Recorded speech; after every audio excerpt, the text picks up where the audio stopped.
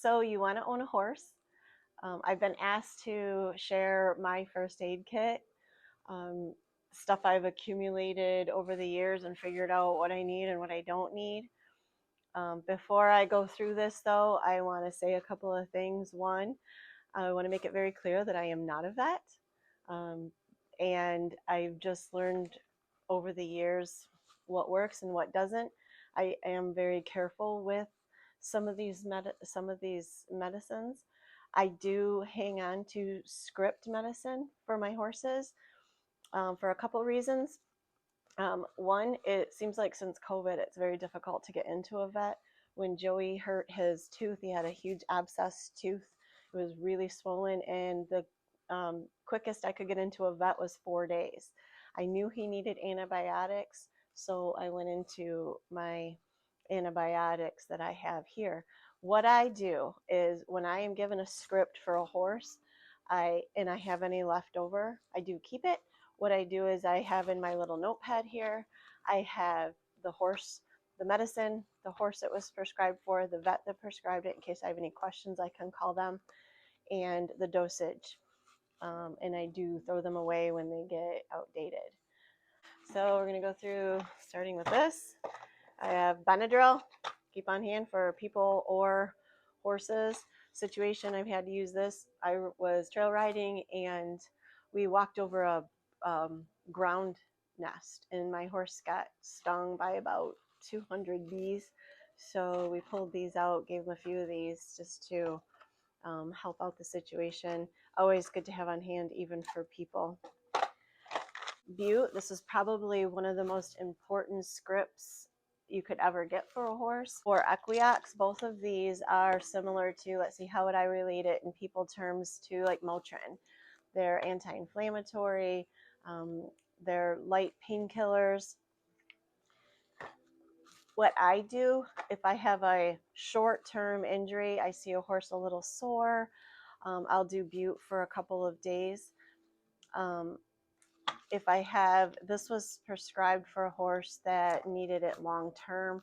Apparently, Equiox is much safer if you have to use a pain reliever long term.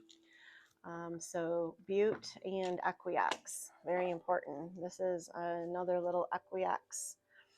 I have, let's see, keep going here. What do I have in here? Hand sanitizer in case I need to clean a wound and I can't get up to wash my hands. I have that in there for me. Spray bottle with half water, half bleach.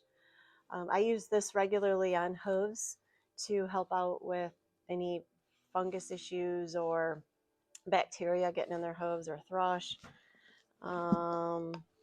Liniment. These two are both, these would be similar to Bengay for people. They help out with soft tissue, soreness. I used these a lot more when I was barrel racing. My horse would end up a little bit sore in his muscles. So these are good to have on hand. Definitely lots of hydrogen peroxide for injuries. So, this is iodine. Iodine is really good to have. It's like a germ killer galore for injuries. This is an iodine spray. You can put it in spray bottles. I like to go to the local dollar store and I usually have spray bottles like crazy running around here. One mistake I see I've already made, this should be labeled. This should be labeled. I just caught that. So when we're done videoing, I will label that. Can't open that one. Because if you have to give medicine, you can crunch it up, put it in there, dilute it, and then you can give it to them like wormer, like that. Not injection, but oral. So I have these just in case I need them, along with some needles. I cannot, I don't do this well, but if I ever have an emergency, I have people that do, and in an emergency situation, sometimes it's necessary. All right, so in here we have Banamine. I am going to do a video at another time on some very specific horse ailments, but I always have Banamine on hand. This helps with, it's basically works as a muscle relaxant. And so if you have a horse that colics, which I'll do in another video, but if you have a horse that colics, you're going to want some Banamine. I even have it in the injectable kind in case of a bad emergency. So Banamine is another must. This is a script, but if you're in good with your vet, they usually will let you have it on hand. And it's very important to have salve on hand. I use honey-based. There's lots of different brands out there to help. Wonder Dust, in the summer when a horse gets an injury, put some salve on there, and then you top it with this. It keeps the flies off, and it creates like a chalk powder over it. Keep it protected. Cut and heal. I go through quite a lot of this. The spray wound care. These are a lifesaver, and this brand is phenomenal. So you can see I use this so much that I broke off the top, but I'm keeping it.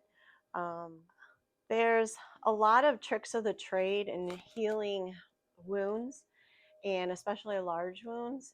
And one of them is diaper rash cream. It pulls out infection. Just something, a little trick I learned from other horse people, and it seems to work.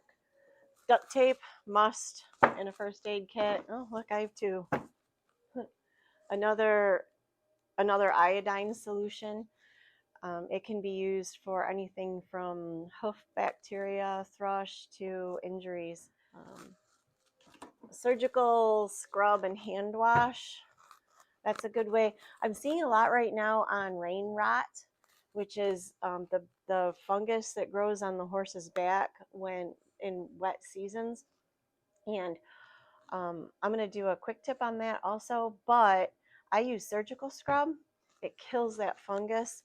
If it's cold out, obviously I'm not going to bathe them in it, but I'm going to take some warm water, pat it, and scrub it with the surgical wash a couple times a day for maybe a week, and it'll disappear. Fly spray is really, or fly repellent, SWAT, good to have around. I won't put it on an injury, but I'll put it around the injury, just trying to keep the flies away. Tape. I feel like I'm opening up Christmas presents. Zip ties. You will find zip ties all over the Thrush Buster. I keep this in my first aid kit. I also use the bleach water for thrush in a horse's hoof. Excalibur is to wash the male horse's sheath.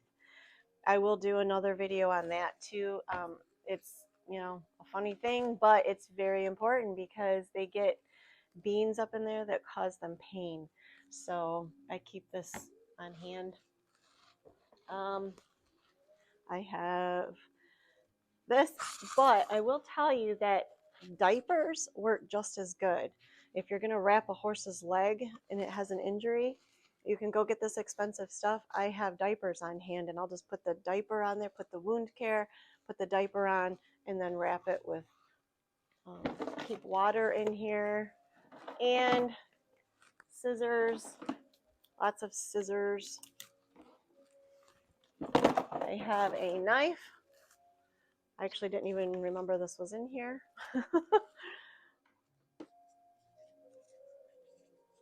Label, and notebook. Keep track of script medicine.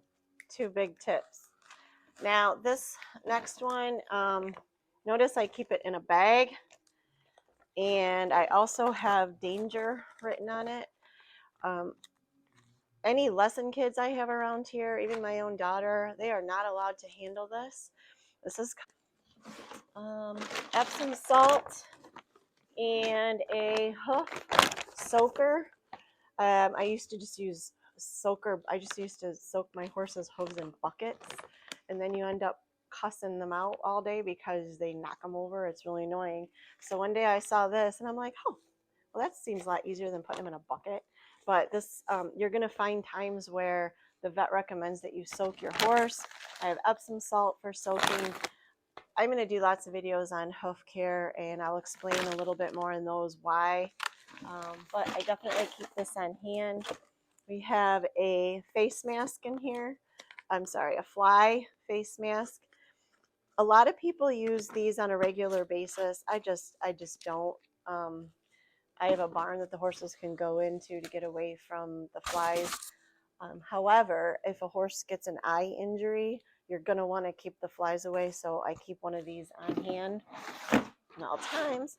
Oh, another fly mask for eyes. This one. So I keep that in here. I have a towel. Huge must. Vet wrap. Huge must. Usually, I can't believe I only have one. Usually, I have about 20 of those laying around. Oh, remember I mentioned the diapers? So I keep these on hand for injuries, especially on the leg. They work really good for padding that leg injury and then wrapping it. So I have these on hand. Oh, liniment, another liniment gel. Good. Soft tissue injuries, another vet wrap. So this would be the antibiotics that I keep on hand. These are script. So I wrote on here the dosage, and I like this one already has a sticker on it. So if I ever have any questions, I can call the vet that prescribed it.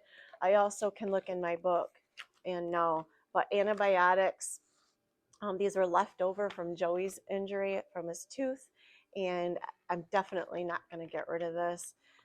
It takes up to 4 days, 5 days to get into a vet anymore. And so sometimes if you have a horse that you know needs antibiotics, I keep them on hand. I will throw them away. I have a few injectable meds I keep. These, I'm not very good at giving injectables, but I do keep the script around until it becomes outdated, just in case. I have 3 different vets I use. I have one, Michigan State University is great, but I use them for very large issues. I took a horse down there once who had to have her sole taken off her hoof.